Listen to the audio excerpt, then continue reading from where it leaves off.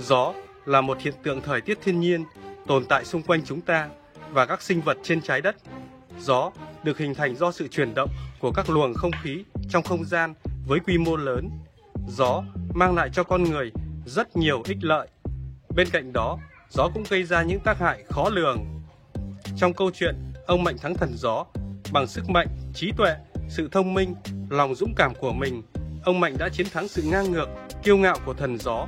Ông đã thu phục được thần gió và họ trở thành bạn của nhau.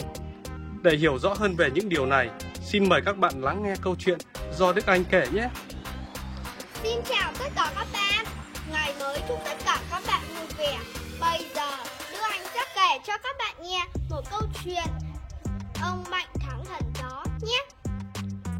Ngày xưa, loài người chưa biết làm nhà, phải ở hang núi. Về sau, nhiều người về đồng bằng và ven biển sinh sống. Đây là nơi thần gió hoành hành. Một hôm, thần gió gặp một người tên là Mạnh. Thần xô ông ngã lăn quay, rồi bay đi với tiếng cười ngạo nghễ. Từ đó, ông Mạnh quyết chống trả. Ông vào rừng lấy gỗ dựng nhà. Cả 3 lần, nhà đều bị quật đổ. Cuối cùng, ông đẵn những cây gỗ lớn nhất làm cột, chọn những viên đá thật to làm tường, dựng một ngôi nhà thật vững chãi. Ngôi nhà đã làm xong, đêm ấy, thần gió đến đập cửa, thét: "Mở cửa ra!" Ông Mạnh bình tĩnh trả lời: "Không, sáng mai ta sẽ mời ông vào." Thần gió rất dữ, lồng lộn suốt đêm, nhưng không thể xô đổ ngôi nhà. Mấy tháng sau, thần gió đến nhà ông Mạnh tỏ vẻ ăn năn. Ông Mạnh an ủi và mời thần thỉnh thoảng tới chơi.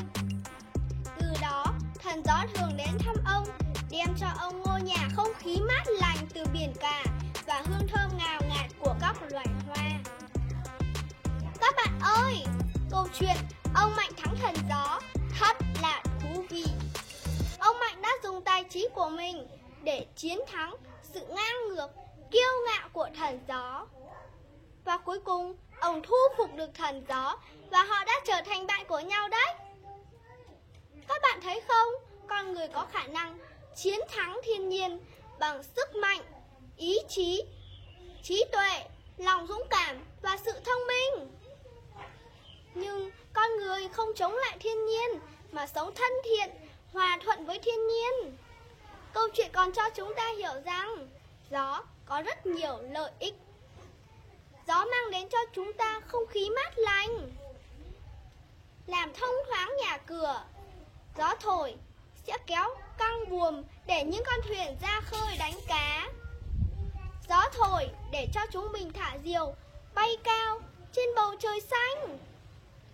Các bạn ơi, các bạn cũng nên nhớ, khi có gió thổi mạnh hay còn được gọi là bão thì cũng rất nguy hiểm đấy. Vì bão có thể kèm theo lốc xoáy, làm đổ nhà cửa, cây cối, gây ra tai nạn cho con người.